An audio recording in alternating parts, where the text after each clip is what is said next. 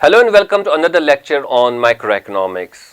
Price elasticity of supply measure करने के लिए एक इम्पॉर्टेंट मेथड जो है वो है जियोमेट्रिक या ग्राफिकल मेथड। आज के लेक्चर में हम जियोमेट्रिक या ग्राफिकल मेथड के बारे में अंडरस्टैंड करने की कोशिश करेंगे। इसको कैसे डिराइव किया जाता है और फिर इसको कैसे अप्लाई किया जाता है, फॉर्मूला जो बेसिक फॉर्मूला इसमें हमें हासिल होती है, तो उसके बारे में आज हम सीखेंगे। तो आपके सामने ये एक ग्राफ है, तो आप यहाँ से स्टार्ट करेंगे। एक्चुअल जो हमारी सप्लाई कर्व है वो एस एस है, ये जो पोर्शन है एस एस पोर्शन, ये हमारी सप्लाई कर्व है। तो पहला काम जो हम करेंगे इस सप्लाई कर्व पे वो ये है कि हम इसको एक्सटेंड करेंगे बैकवर्ड्स, और ये कट करेगी कहीं किसी न किसी जगह। ये जो हमारी एक्स एक्सिस है इसको कहीं पे कट करेगी, हालांकि ये नेगेटिव जोन में इसको कट करेगी।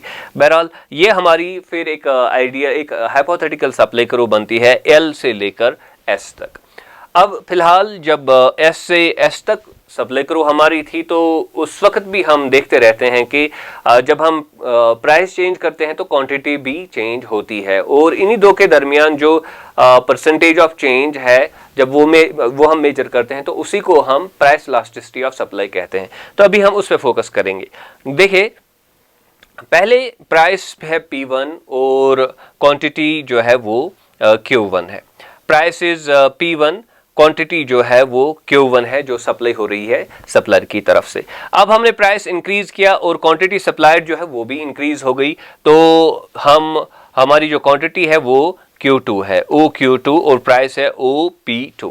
ओके, तो ये सिचुएशन है हमारे सामने। तो अभी हम क्या करेंगे कि हम यहाँ पे कुछ ट्रायंगल्स का यूज करके जो है अपनी फॉर्मूला जो है वो डिराइव करेंगे। लेकिन पहले देखिए यहाँ पे ये जो हमने यहाँ पे, ये हमारी सप्लाई कर्व है ऊपर से नीचे तक। तो जब हम प्राइस P1 था, क्वांटिटी Q1 थी, तो ये जो पॉइंट ऑफ इंटरसेक्शन इनके दरमियान है, जिस पॉइंट जो बेसिक पॉइंट है वो A हम लेंगे, उसका हम नाम रखेंगे A। और जब अभी प्राइस इंक्रीज हो गया, क्वांटिटी भी इंक्रीज हो गई, तो इस पॉइंट को हम B पॉइंट लिखेंगे, इसके लिए ये नाम रखेंगे।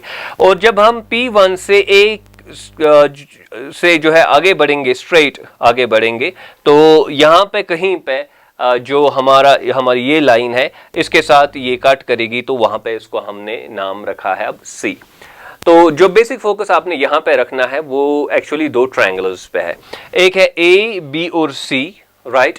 अगेन मैं कहूंगा A, B और C, और दूसरा है L, A और Q1। L, A और Q1 ये जो ऑटोमेटिकली यहाँ पे डेवलप हो गए, तो जब हमने इन लाइन्स को मिलाया तो ये दो ट्रायंगल्स हमारे लिए इंपॉर्टेंट रहेंगे। लेकिन पहले हम आते हैं फॉर्मूला पे, और वहां से हम अपना सफर स्टार्ट करेंगे कि हम अपनी जो फाइनल फॉर्मूला है प्राइस इलास्टिसिटी मेजर करने के लिए जो ज्योमेट्रिक मेथड में हमें मिलती है, तो पहले हम यहाँ से स्टार्ट करेंगे और वो फार्मूला फिर हमें मिलेगी। अब देखिए, सिंपल फार्मूला क्या है प्राइस इलास्टिसिटी ऑफ सप्लाई की, वो है change in Q divided by change in P multiplied by P1 यानी P इनिशियल Q इनिशियल। ये हमने पहले ही डिस्कस किया हुआ है। जरा इस पे देखेंगे कि ये कहाँ है। देखिए, ये Q1 से Q2 पे हम चले गए, तो this is change in Q। P1 से P2 पे हम चले गए, तो this is change in price. Okay, तो यहां से यहां तक चेंज इन क्वांटिटी, यहां से यहां तक चेंज इन प्राइस। और इनिशियल जो क्वांटिटी है वो है OQ1, और इनिशियल जो प्राइस है वो है OP1। तो ये चीज हम जानते हैं। अब ये जो वैल्यूज हमारे पास हैं, इन्हीं का हम यूज करके जो है फाइनल फॉर्मूला हम अपनी वो डिराइव करेंगे। तो अभी देखिए, ये चेंज इन Q है, okay, so it is equal to Q1 Q2, right. ये जो बीच वाला गैप है इसके बराबर है। इसके लिए जो है हम ये भी ले सकते हैं AC, क्योंकि Q1 Q2 जो है वो AC के बराबर है। ये दो लाइन्स जो है ये पैरेलल है, तो इसलिए ये डिस्टेंस और ये डिस्टेंस सेम है। तो हम ये कह सकते हैं कि चेंज इन Q के बदले हम ले सकते हैं AC। तो यहाँ पे इसलिए हमारा जो न्यूमरेटर है वो AC है instead of change in Q, right. अब आते हैं हम चेंज इन P पे। अब चेंज इन P क्या है, वो है P1 P2। Again P1 P2 है चेंज इन P, तो इसके बदले हम ले सकते हैं BC, राइट। तो ये डिस्टेंस B जो है वो चेंज इन प्राइस के बराबर है, तो हमने यहाँ पे BC लिया। ओके, तो इसके बाद क्या आता है इसके बाद हमारा इनिशियल प्राइस और इनिशियल क्वांटिटी है। अब इनिशियल प्राइस क्या है, वो है OP1 और इसके बदले हम लेंगे Q1A, क्योंकि OP1 और Q1A जो है ये बराबर है, तो इसलिए हमने लिया यहाँ पे AQ1 हमने लिया। अब हमारा आता है लास्ट पॉइंट यहाँ पे फॉर्मूला में, Q1 वो किसके बराबर है, it is equal to OQ1, तो ये इसको हमने ऐसे ही रखा। तो अब ये जो 4 है ये हमने बेसिकली इन्हीं में से जो है डिस्टेंसेस जो है वो हमने इनके बदले में ये दूसरी डिस्टेंसेस ली, हालांकि वो बिल्कुल इनके बराबर है। तो हम यहाँ पे अब आते हैं। अब जैसा कि मैंने पहले ही बताया कि हमारे पास 2 ट्रायंगल्स जो है वो काफ़ी इंपॉर्टेंट है, वो है LA और Q1 और दूसरा है AB और C। लेकिन ये जो 2 ट्रायंगल्स है आप यहाँ पे देख सकते हैं कि ये यहाँ पे एंगल है, राइट, ये इसके बराबर है, क्योंकि यहाँ पे जो है ये 0 स्लोप वाली कर्व है, हॉरिजॉन्टल कर्व है, ये लाइन और ये लाइन जो है ये एक दूसरे के पैरेलल है और ये तो एक ही लाइन है, इसलिए ये एंगल जो बनेगा वो इस एंगल के बराबर होगा। So this is done, we understand this. दूसरा ये कि ये 90 डिग्री है, ये भी यहाँ पे 90 डिग्री है, राइट, तो 2 एंगल्स बराबर हो गए और फिर तो ये वाला एंगल और ये वाला एंगल जो है वो भी बराबर होगा। तो इसका मतलब ये है कि ये जो 2 ट्रायंगल्स है LA और Q1 और AB और C जो है वो सिमिलर ट्रायंगल्स है। अब सिमिलर ट्रायंगल्स की प्रॉपर्टी क्या है कि अगर आप यहाँ पे रेशियो लेंगे 2 साइड्स का, राइट, वो, लेकिन रेशियो की हम एब्सोल्यूट जो डिस्टेंस है उसकी बात हम नहीं कर रहे हैं, रेशियो लेंगे यहाँ पे 2 साइड्स का, तो वो यहाँ पे लेंगे 2 साइड्स का रेशियो, तो वो दोनों बराबर होंगे। तो फिलहाल हम इस पॉइंट पे आते हैं कि जो ट्रायंगल है AB और C, it is similar to triangle LAQ1, okay, इसके बराबर है। अब इसे हमें क्या फायदा मिलेगा ये करने से, इसे हमें ये फायदा मिलेगा कि ये जो हमारा एक्सप्रेशन है इसको हम थोड़ा मॉडिफाई कर सकेंगे।